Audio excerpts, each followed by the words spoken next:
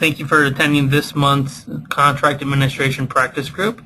Today is, I believe, going to be the last part in our three-part series that we've done now on payment applications, which relates to Chapter 11 of the CCA Practice Guide. With that, I want to hand it over to Douglas and Jim to get started with today's session. Doug and Jim, over to you. Thank you, Matthew. Hello, everyone. This is Douglas Freeman. And again, we thank you for participating in this month's call. And as Matthew said, we will be talking about pay applications for the conclusion of our three-part session covering the information that's in the Contract Administration's Practice Guide. So we will go ahead and just jump right in. A quick review. The last two sessions, we talked about the architect's or engineer's review of payment applications, the process that you go through, things to look for when you're reviewing the pay app, what the certification on that pay app is and what it isn't, and we also talked about withholding certifications on the pay app. Next slide. So the next topic, and again we're following Chapter 11 of the Construction Administration Practice Guides, is liens. Mechanics liens are a device whereby a party can get a secured interest entitled to property for the benefit of labor or materials that they've applied to improvement of a property. Typically, mechanics liens are not applicable to public projects. The government will not let you lien government property. You can do that in private jobs, but the government is not going to let you have any kind of interest in property that the government owns. And so for government jobs, whether it's federal or a local, state, or municipality, they typically have in place performance and payment bonds to use to provide a remedy for contractors and subcontractors to have a means for securing an interest for getting paid for work that's performed on public property. Architects can also file liens. The services that we provide constitute labor for improvement of the property. I have never known of an architect to have actually filed a lien on a piece of property, but that is a remedy out there that we can take advantage of. There's also liens on funds, which are also called stop notices, and that is a legal secured interest in unpaid funds. Now, I've heard of, I actually haven't had a case that I've actually been involved in, but I've heard of situations where on federal or government projects where a contractor or subcontractor or material supplier has filed a lien on funds, and that goes to the funds that the owner has to pay for that project that have not yet been paid out. And while you cannot file a lien on the government property, you can file a lien on the unpaid funds. And so filing a lien on unpaid funds can be applicable to public work projects. Next slide. Doug, let me ask Matthew, would you go back just a second? One of the things that I'd like to just put out there and see if anyone's had this experience. You know, we frequently will receive phone calls from subcontractors or maybe material suppliers talking about whether or not they've been paid, asking questions about whether the general contractor has been paid.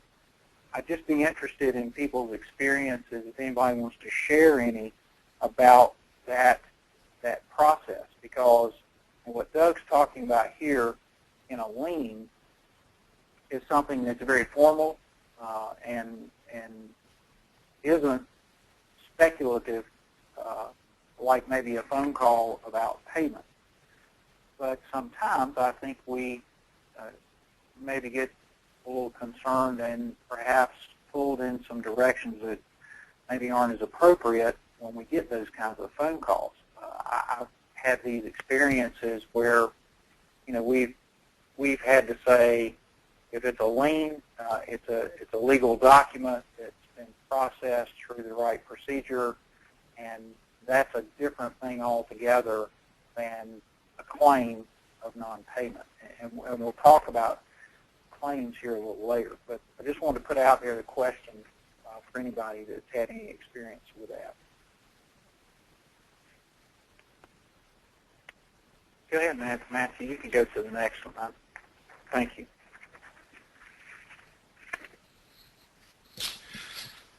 Liquidated damages and bonus clauses. Liquidated damages is an amount that's agreed to be paid by the parties when they're forming a contract. That is an amount the breaching party will pay the other party, and is typically for failing to meet a construction schedule. Liquidated damages are used because oftentimes, especially when you're entering into the contract, the actual damages are uncertain, and it's hard to determine what those actual damages will be. The amount, in order for courts to enforce liquidated damages clause, the amount must be approximate to the likely damages that would occur, and they can't be deemed as punitive. A bonus clause is similar to liquidated damages, a bonus amount of money that's agreed to be paid for exceeding the schedule, getting done early. There are some states, and I know when I practiced in Colorado, it was the case in Colorado, where their statutes were that if you had a liquidated damages clause, you had to have a corresponding bonus clause in order for that liquidated damages clause to be enforceable. So if you had just the liquidated damages clause with no bonus clause, they would not enforce the liquidated damages clause. In North Carolina, that's not the case. You can have a liquidated damages clause without having a bonus clause. I'm not sure about other states. Those are the last two that I've practiced in. I would say, harping back to my experience in Colorado, this is a story on a project that was under construction while I was there that was told to me. I was not actually involved in this project. The state was doing a infrastructure job. I believe it was a highway interstate, and they had a large liquidated damages clause in the contract. Needed to get the highway up and running for commerce purposes. And they did have a corresponding bonus clause. Now, the successful contractor bid extremely low. He was quite a bit lower than all the other bidders on the job. They awarded it to him. But what he did was he planned out that he was going to have crews working on that job 24 hours a day. So he hired 3 shifts. He had 3 shifts out there, so that each shift was working their 8-hour time period. So he was not paying overtime to anyone, yet he was doing 3 times the work in a day that he would normally do if he was just staffing it with a normal daily workforce. He planned the job out. Like I said, his bid was extremely low, but because he had those 3 crews going, he got the work completed well before the construction schedule in the contract.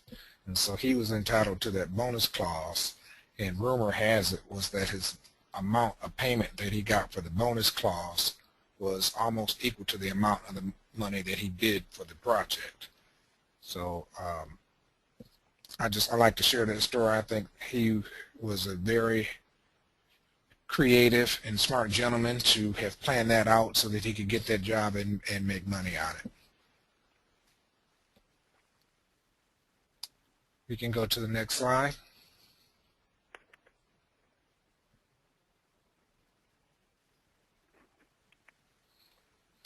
Substantial completion, partial occupancy, and payments.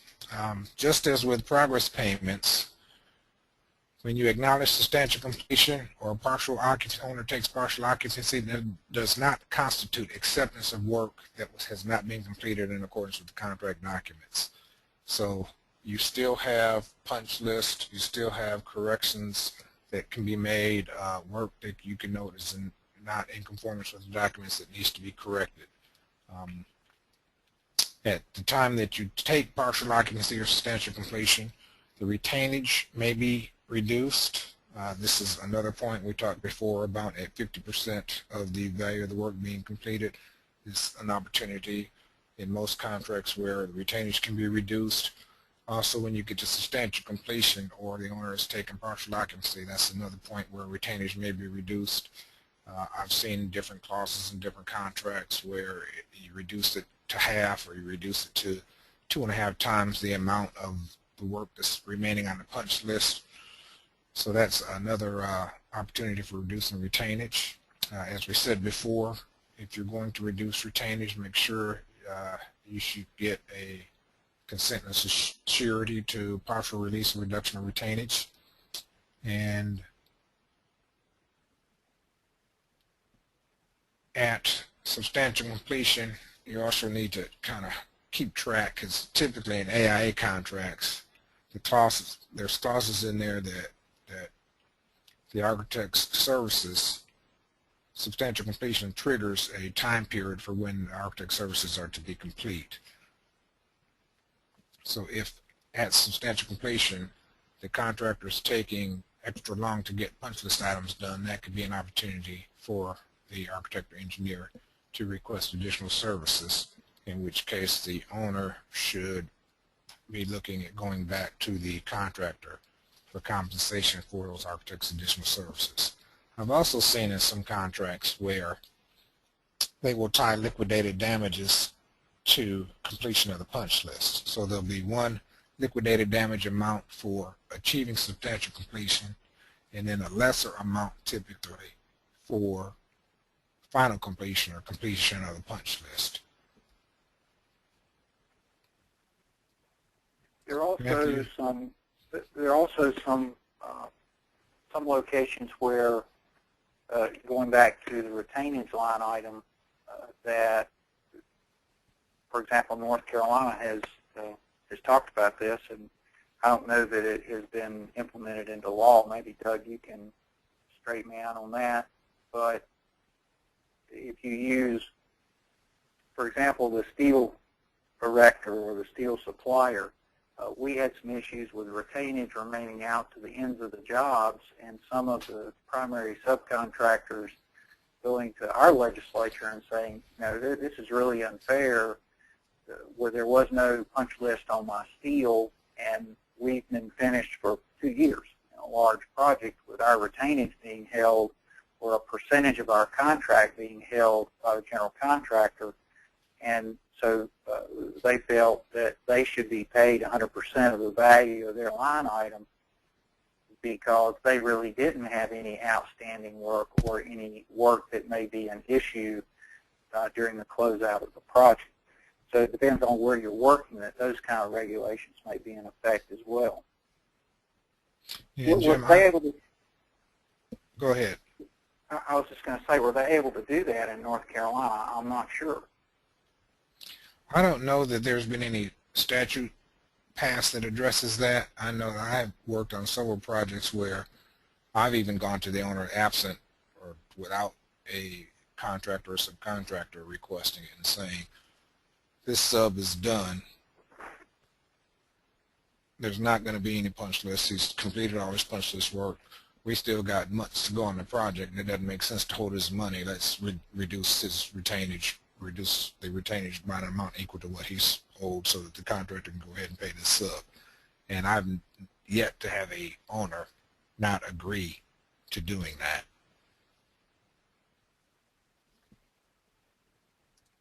So Matthew, before we go to the next slide, any responses from Jim's questions before, or any questions to address at this time? We had a comment from Kevin and then some questions from Drusilla Brookshire. So Kevin's comment was just, for LDs to be enforceable, it's usually a good idea for the AE to prepare a memo to be saved in the owner's and AE's files, where the memo sets forth a rational basis for the liquidated damages amount indicated in the contract documents. So that was Kevin's comment there. My comment on that would be, I would suggest that that be done by the owner. Liquidated damages are costs that the owner is entitled to, not the architect, and the owner should be the one that establishes what those dollar amounts are and should be maintaining the records as to how he came up with that amount. The architect can certainly contribute to that information by saying this is what my hourly rate is, what my fee is going to be if the project is extended on. But there's other costs involved that the architect's not going to have any idea about what they are. The owner's costs for his additional personnel, their labor hours, lost profits, lost opportunities, all that stuff. So that really should be maintained and calculated by the owner. All Well, right. that's a good point. That's a good point from Kevin, is that needs to be documented, because if you go to court and they're claiming that, no, this is a penalty, you've got the documentation there showing how you came up with it. No, it's not a penalty. This is what we anticipated. This is what was agreed to. Mm-hmm. So that's a good point, Kevin. Yeah, and Kevin added to that, agreed it's best for the owner to write the LD basis memo, but owners may not be sophisticated or knowledgeable enough to handle the entire task. So keep that in mind. And then we had the question here from Drusilla asks, how would the owner proceed with back billing the contractor for additional services of the design professional? And then parentheses for work beyond the contract period. Pretty much the same way that a contractor would handle if the project was extended through a fault not his and he's asking for additional funds. The owner would need to give the contractor notice and submit to him an invoice or detailed statement showing what those costs are, and then process a change order so that that amount is deducted from the contractor's contract amount. Okay. Jim, do you agree? Yes, absolutely. That's exactly how I've seen it done, and that agreement is made up front with the liquidated damages, and then the application of those may be assignments of cost across a variety of team members, depending on what kind of additional services. It could be testing. It may happen in the process of the schedule where the contractor was responsible for setting up an amount of money for the testing agency. And so, but that is exactly how I've done it, is a deducted change order from the general contract or whatever the contract might be for, that then is a revision in services agreement to whichever party that money is going to. And, I've been in the room where the owner said, oh, well, let's just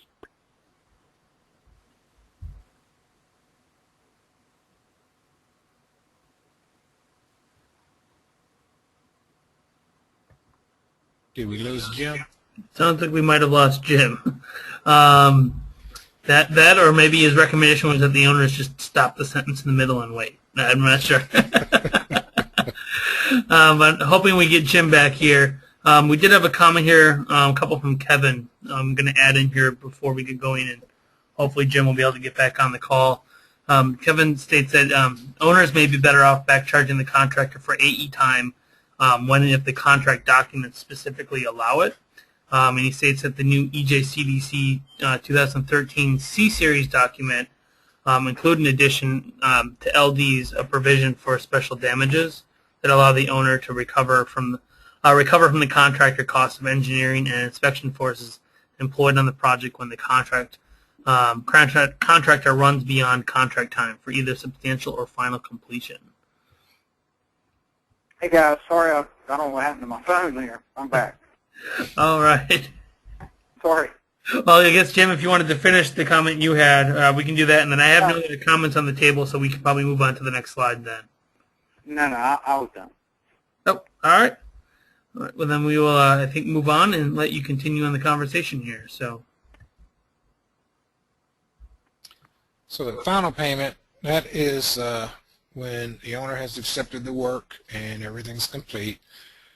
You need to do a final change order to balance out previous payments against this final payment and the final contract amount. So if there are liquidated damages or unresolved allowance amounts or money that's out there that needs to shift back and forth, do that final change order so that the balance on that final pay app is $0. The final payment is an indication that when it's issued, all work is complete. When it's accepted by the owner, that there's waiver of claims going back and forth. The AE, before he signs off on that final pay app, he needs to make sure that all closeout procedures have been completed. We have several different things typically in our specs that are required. Record drawings, record specifications, contractors submitting record submittals, O&M manuals, a whole host of stuff. All of that stuff needs to be complete prior to signing that final payment application. And as I mentioned, there's the waiver of claims back and forth between the owner and the contractor upon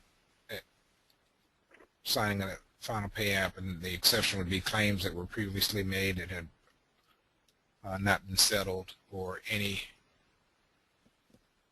issues that are unforeseen or undetected that the owner discovers after he takes possession of the building. And I would say, I would add, there are in the practice guide forms to use for project closeout. There's so many pieces of the final puzzle that it's good for your firm to have a checklist to go through that closeout procedure so that you don't miss anything, and making that final pay application processing the last step would assure that everything got delivered and turned over as it's supposed to.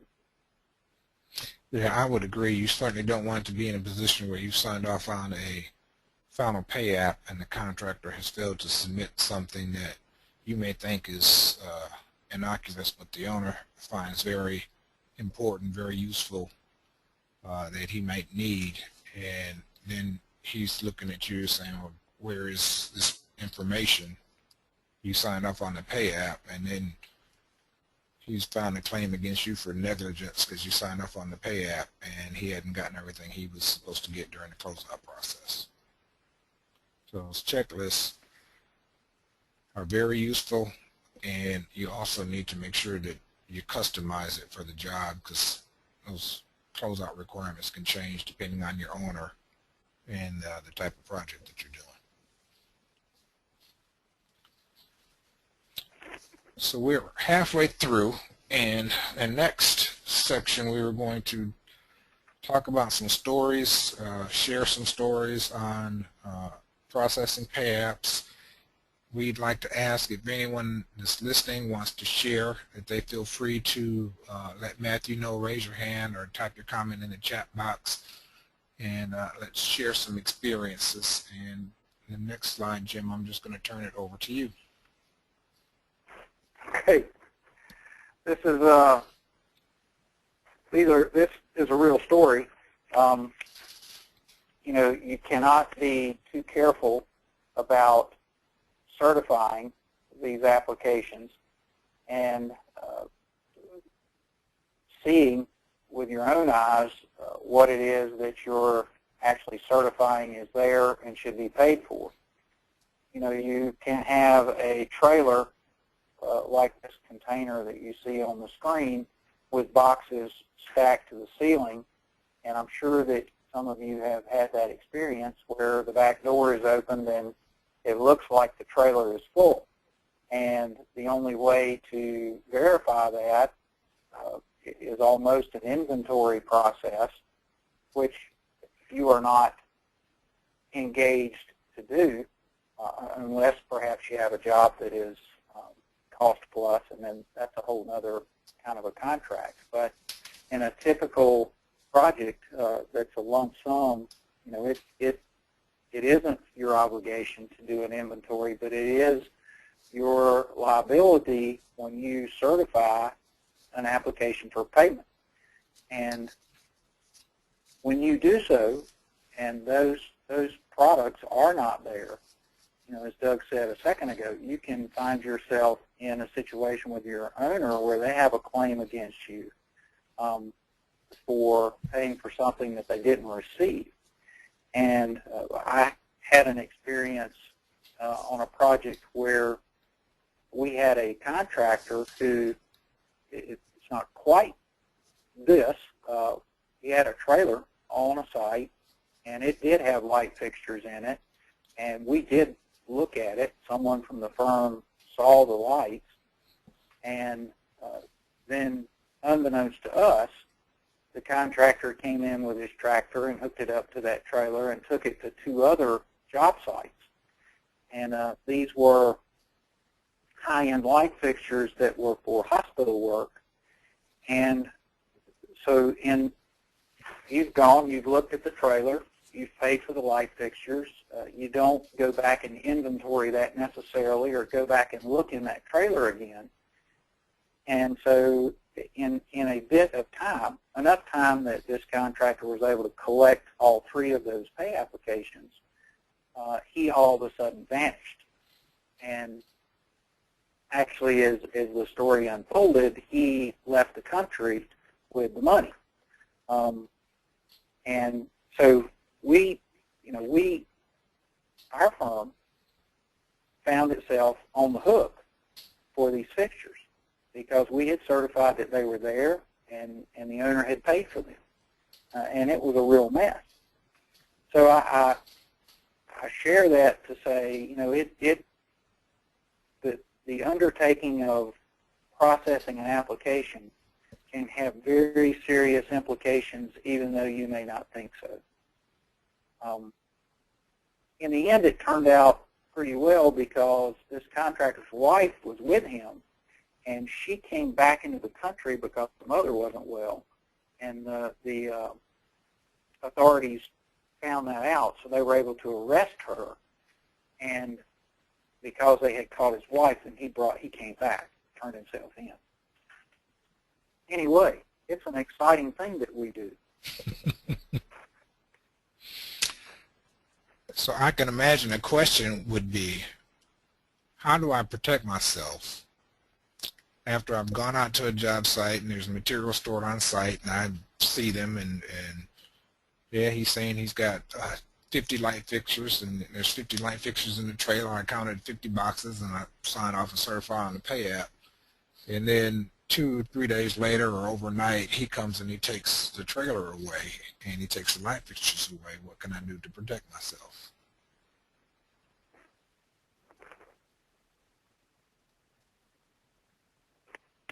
I'd be curious what anybody thinks. What would someone offer as an answer to that?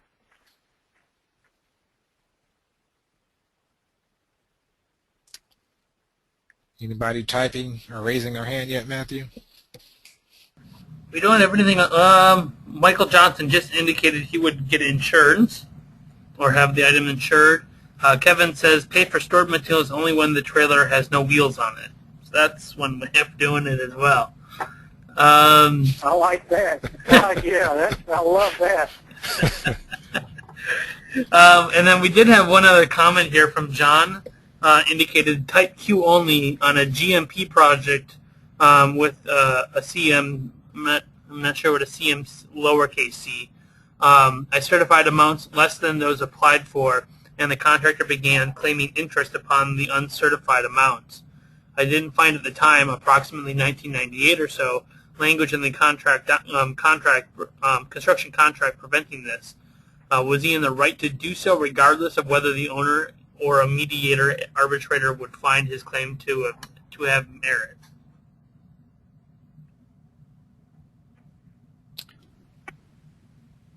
Not quite sure I followed the question, but let me say this.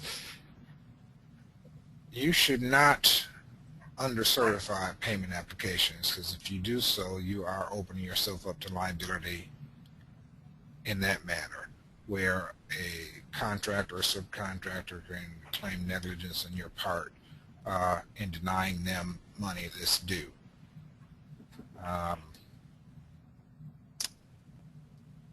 As far as charging interest on it, I think that would purely be an issue of contract and whether or not the contract permitted that.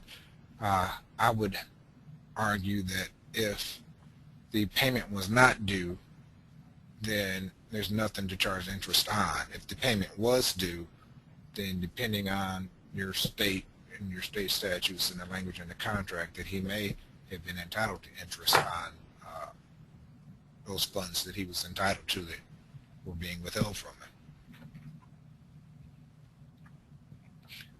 Alrighty, we had a couple more comments here. So Kevin, comment back here. Seriously, the commenter who mentioned that the stored materials should be covered by a special property insurance rider is right on the mark. And then Ken indicated that the Illinois CDB requires off-site storage of material be in a voted warehouse. And then Steve indicates here to pay only 35% of their value until installation is completed. There's another idea there. Or collect passports was his other option. I think the warehouse. Go ahead, Doug. I think the warehouse was should be bonded warehouse. That might have been a slip of typing there. It's typically that is what's required for material stored off-site, that they be in a bonded warehouse.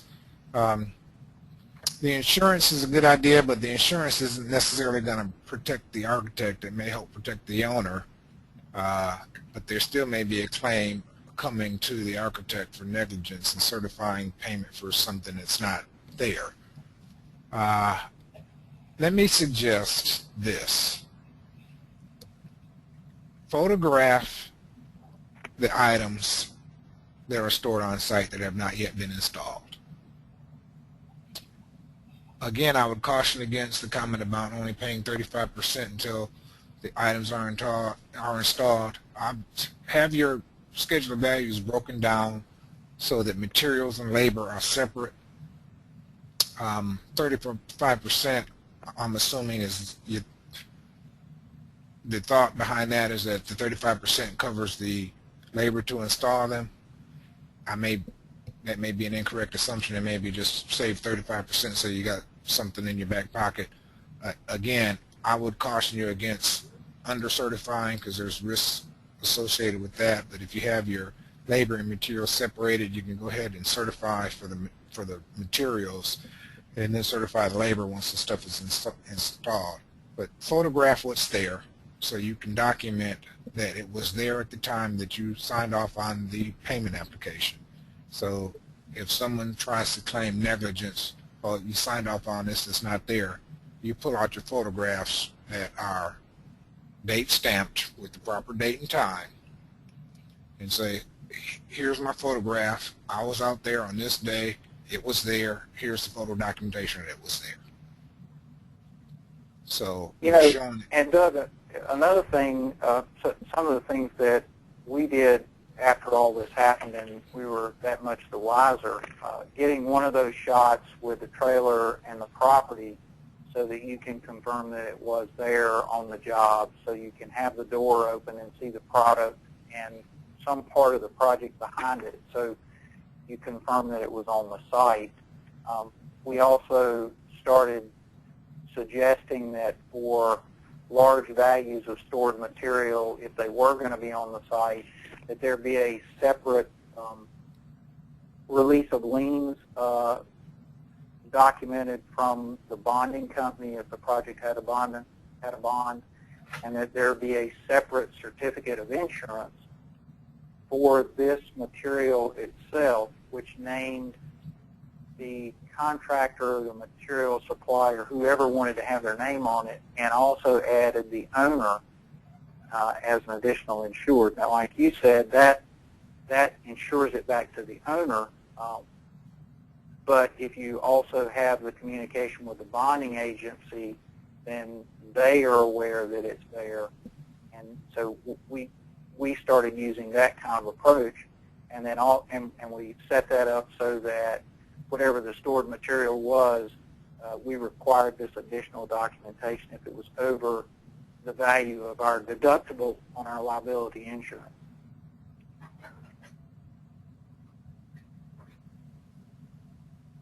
Any other comments, Matthew? Let's see here. We have From Jeff indicating if the materials are insured by the owner to their full value, any claim of negligence against the certifying architect must be mitigated, reduced by the amount of the insurance proceeds paid to the owner, resulting in possibly no liability on the architect. So wanted to add that. And then John, I think, gave a little bit more clarification to his question previously, saying if the applicant claims $10,000 installed or stored on site, but only $5,000 is demonstrated, why would I certify more? Isn't that the point of having the architect certify that the amount applied for is bona fide? That is correct. You don't want to over-certify. I thought I heard that if he had 10,000 installed on site, I would only certify up to 35% and not the full 10,000. So maybe I misunderstood the question. But yeah, you don't want to over-certify. If he's only demonstrated 5,000, then you only certify 5,000. But if he's demonstrated 10,000, I would say that you want to certify 10,000, not something less. All right. And then it looks like we have a hand up. I'm trying to find it right now from Kevin. So Kevin, I'm going to unmute your line here momentarily, and hopefully, Kevin, if you want to try talking, we can hear you. Kevin, are you there? Sounds like we might not be able to help. So Kevin, I saw your hand is up. If there's anything else you wanted to add in questions, we'll try to get through it that way since your line is unmuted, but we're not hearing you currently. As a result of that, John also says thanks for answering his question. Makes sense now for him. And then we have a question here. Oh, Kevin's hand was up for another story, so he said no problem.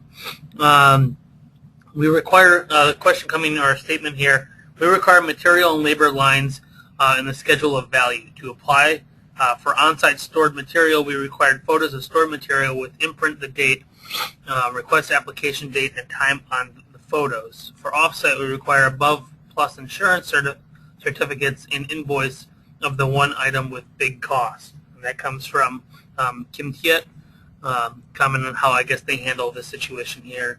And then we have a comment here from GE Noble saying we use EJCDC stored materials forms for required invoices. That requires invoices. Inspector verifies monthly, and they pay 75% of the invoice monthly. So I don't know. That looks like most of the comments we have here. I'm not sure if there's anything else, or if you want to move on to the next slide. Yeah, we can move on to the next slide. I want to just add, everyone should remember, if you're using AIA documents, there is a provision in the general conditions for the design professional to be able to decertify an amount on a payment application. So if in August you're out there and he says he's got $10,000 worth of light fixtures in the trailer, and you go out there and you look and it looks like it's $10,000 worth of light fixtures, and you sign off on it. If you hadn't left the country yet and it's September and you go back out there and you say, oh, there's only $5,000 worth of fixtures in there, they were stacked up high in the front and I couldn't see the back, on that September pay app, you can make that adjustment. So remember that just AIA documents, there's that provision in there to where you can, if you learn subsequent to certifying a pay app that something's changed, you can decertify that amount that you've previously certified. And going on that, Kevin states here also EJCDC's C700 also allows the engineer to take back recommendation for a previously recommended payment. So do keep that in mind as well. Now this next slide is a clause from a contract, and I have over the years collected a bunch of contract clauses, and I actually did a presentation a while back once on all these contract clauses. So I'm going to read this because it might be kind of hard for you guys to see, and the question is, what's wrong with this clause? So as I go through and read this, as you read it yourselves on the screen, again, raise your hands or type in to the chat box issues received with this contract clause. The architect's certification for payment shall constitute a representation to the owner based on the architect's inspections at the site as provided in paragraph 2.6.5, and that 2.6.5 paragraph refers back to the architect making site visits. And on the data comprising the contractor's application for payment, that the work has progressed to the point indicated and that the inspections of the construction, repairs, or installations have been conducted with the degree of care and professional skill and judgment ordinarily exercised by a member of his profession, and that to the best of his knowledge and in the professional opinion of the architect, the contractor has fulfilled the obligations of such plans, specifications, and contract. The architect's certification for payment shall be signed and sealed by the architect and presented to the owner. The foregoing representations are subject to an evaluation of the work for conformance with the contract documents upon substantial completion, results of subsequent tests and inspections, minor deviations from the contract documents, correctable prior to completion, and specific qualifications expressed by the architect. The issuance of a certificate for payment shall further constitute a representation that the contractor is entitled to payment in the amount certified. So there's some good stuff and there's some bad stuff in there. So we'd like to hear from the audience what their thoughts are as to what's good and what's wrong, what's bad in this contract clause.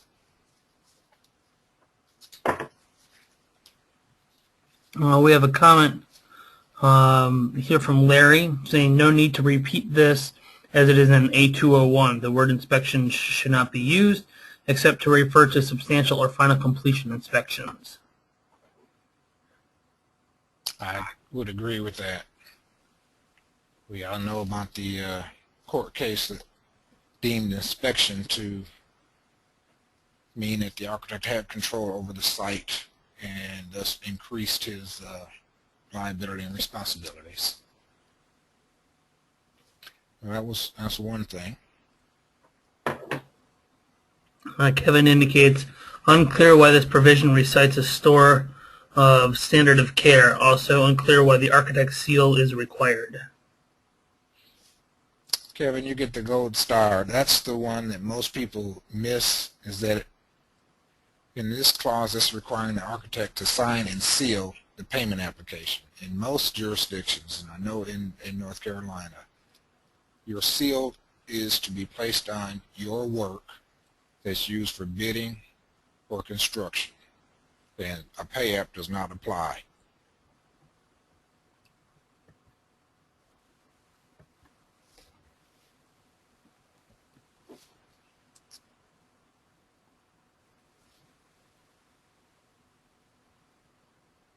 Anything else, Matthew?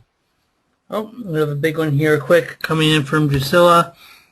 That's why we only use AIA pay apps, which say in accordance with the contract documents based on on-site observations and the data comprising this application. The architect certifies to the owner that to the best of the architect's knowledge, information, and belief, the work has progressed as indicated. The quality of the work is in accordance with the contract documents, and the contractor is entitled to payment of the amount certified. And then we have... Yeah, I caution people when they do not use documents that they're familiar with, be the AIA or EJCDC, that you make sure you read them, get them to your insurance company for them to read them and comment on them, get them to your in-house or outside counsel for them to review and comment on them. I know economic times are tough and people need work, but you can really put yourself at huge risk by just blindly signing these owner-provided contracts with these onerous clauses in them. All right, we have comments here from Michael. Architect should not be responsible for certifying the quality of the contractor's work.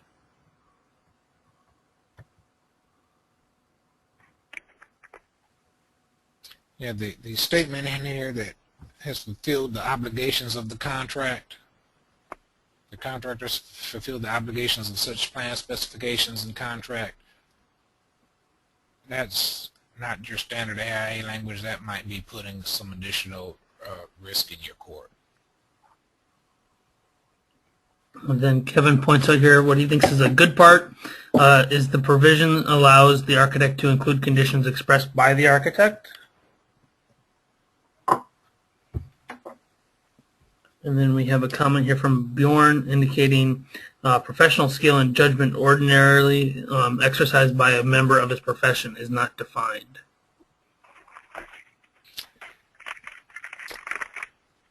I would agree with Kevin. There is some good stuff in there, that being one of them.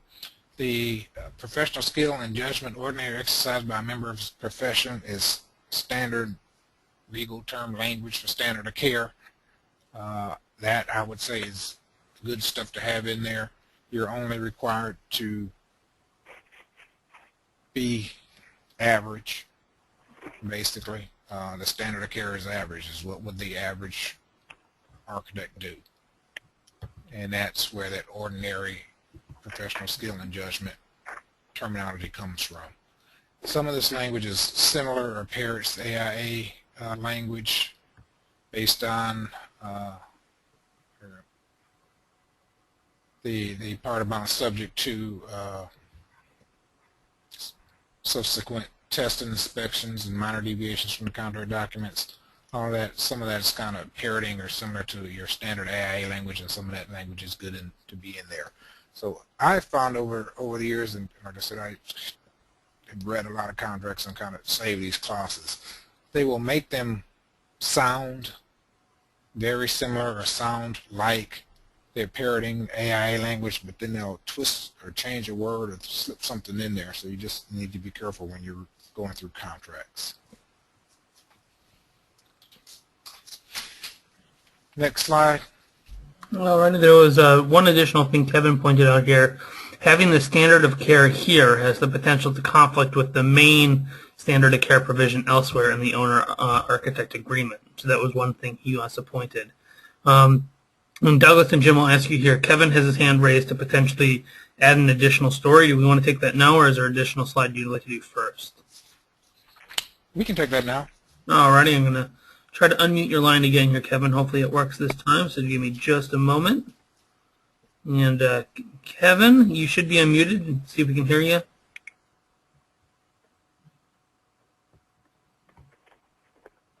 Maybe.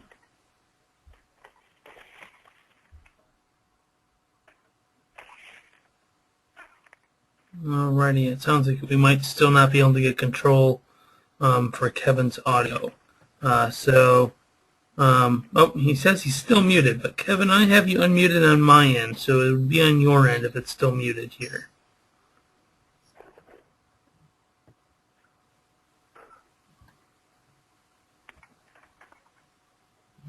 So with that, I think we're going to have to move forward to the next slide. And Kevin, I'm going to leave your line unmuted for now, and if something happens where you can come in, we can always come back to your comment. So at the same rate, also warning Kevin, your line is currently still unmuted. So next slide here for Douglas and Jim.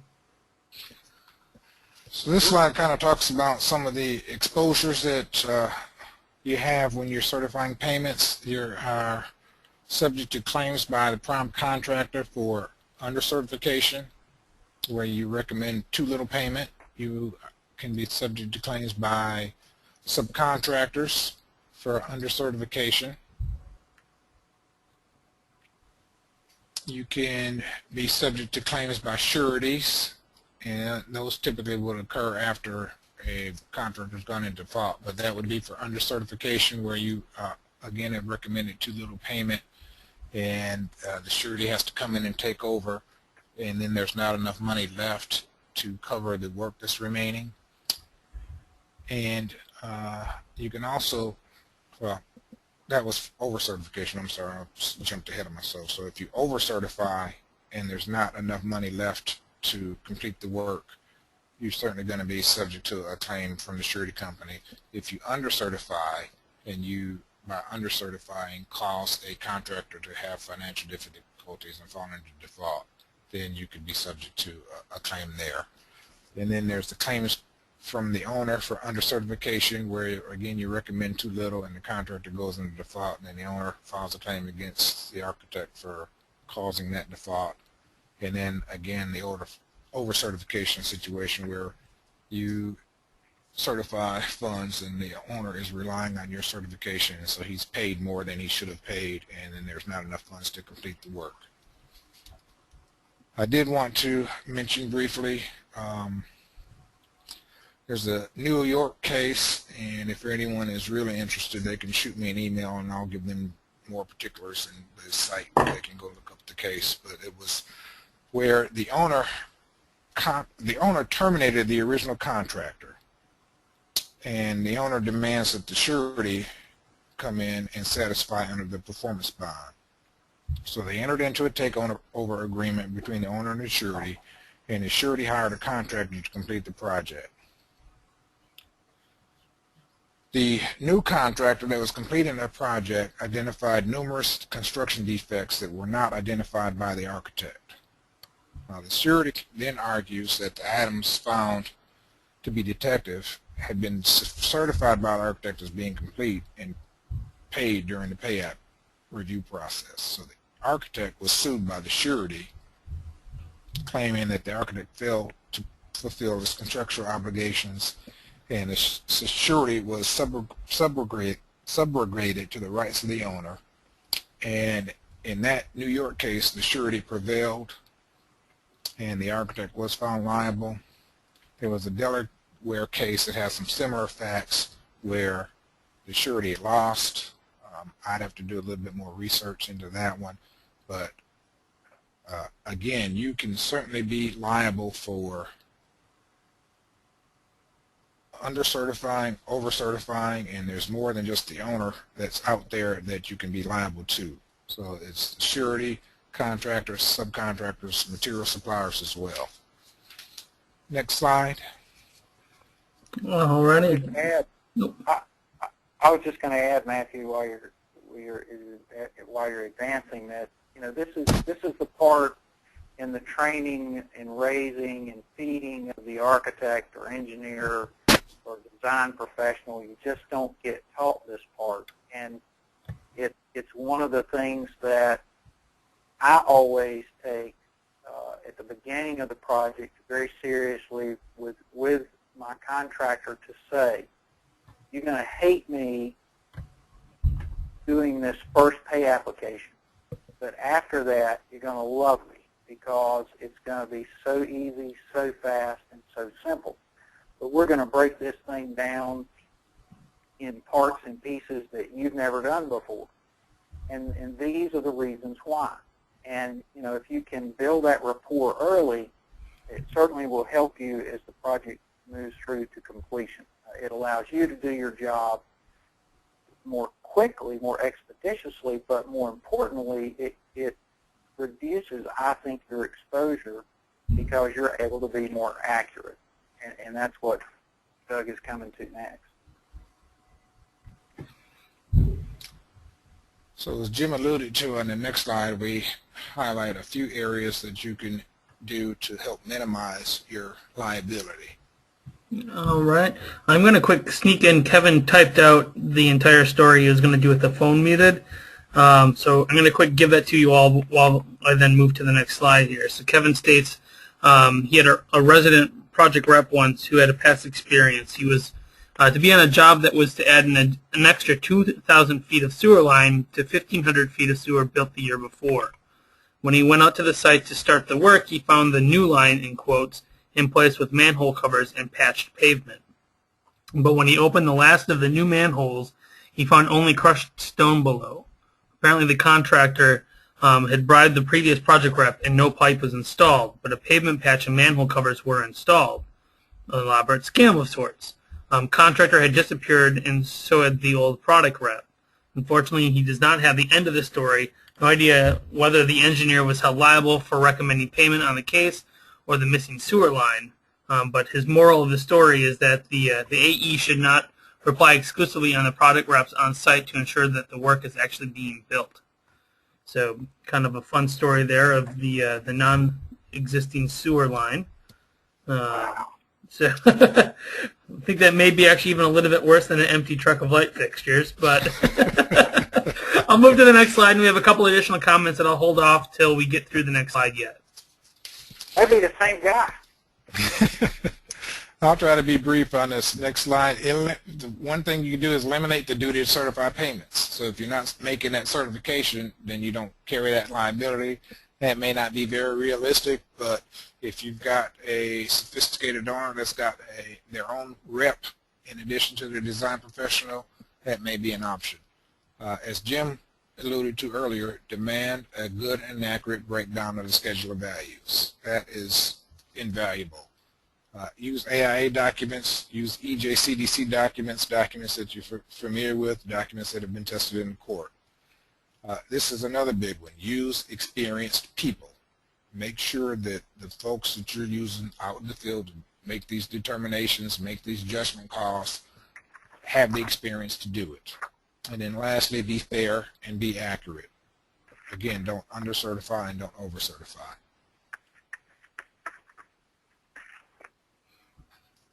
Alrighty.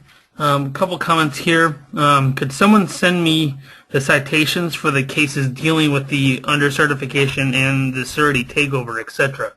And that goes to Jeff Gardner. So I'm not sure how we want to handle that one. Matthew, if you can give me his email, I will send him some citations to some cases. Let me copy his email now so that I can send that to you.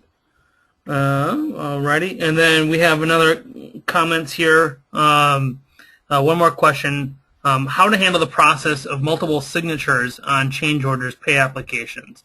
Documents processed by mail or electronics, and then or the ones that have discussion or references attached to them. So I guess kind of a broad question about how do you handle this when I guess there's multiple people, as well as when maybe it's not it's doing work overseas or remotely, where you aren't necessarily at a table together with a person or on the job site together.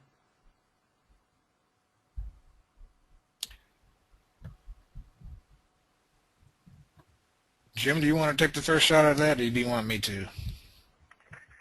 Well, I'm not. Maybe you should. I'm not sure I understood exactly. So, Matthew, would you read it again? Oh, sure. Where did it go? It is off my screen at the moment, actually. I don't know what the question is. G. Noble, if you could submit it again, signatures work. Multiple signatures on pay apps or change orders.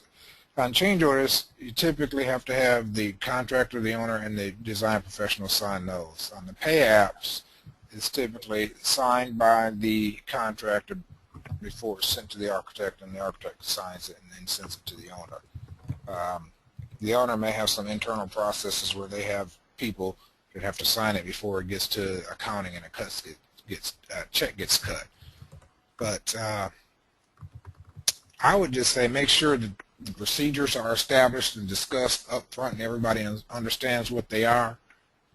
If you're not sitting around the table signing it jointly at a meeting, that it follows through the process that everyone's agreed to. Make sure that when you sign it, you know what you're signing and that it's accurate and that you're not over or under certifying payment. If it's overseas, I don't know how you can make a good judgment on what payment is due unless you've actually visited the site. I would not trust photographs. I would want to actually see it. So if you've got a project overseas and you're not actually making trips or out of state or wherever, and you're not actually making trips to put your eyes on what's there, that's a tough one. I don't know how you can comfortably do that without actually seeing the work in place. I would advise against it. Even if if you had someone who you had experience with, if there's a local architect maybe as a part of the team who you trusted, who you had worked with, who you had confidence in, it might be possible to rely on what they say. But again, as Doug just pointed out, that's another step of risk that you're adding to the equation. Okay, well, we don't have any additional questions, so we are right at the time, and it looks like that was the last slide as well. So Douglas and Jim, if you want to talk about possibly next month's meeting topic, and we can go from there. First, I'd like to thank everybody for participating and adding the input. I think we had some good discussions and some nice sharing of information in today's session, and I appreciate it. It always makes it better, that's for sure. Next, our topic will be meetings. If anyone has anything that they'd like to share, perhaps even that we can include in the slides, if you want to send that through Matthew to me, or send it directly to me or to Doug, that'd be great. Our emails will be on the screen here in a second, but we're going to cover meetings and how to best do those, how to get organized, and what's involved, both pre, during, and post. So I look forward to that on September the 24th. But I'm not seeing any additional questions on the screen at the moment, and we are about a minute and a half after the hour. So with that, I guess, thank you all for attending the session. We look forward to seeing you in September. And both Douglas and Jim said, feel free to submit anything you'd like to us by email, and we'll be happy to try to add it into the next session and beyond. So with that, thank you, everybody, and please go back to your day, and hopefully none of you have missing light fixtures or fake sewers in your near future. Take care, everybody.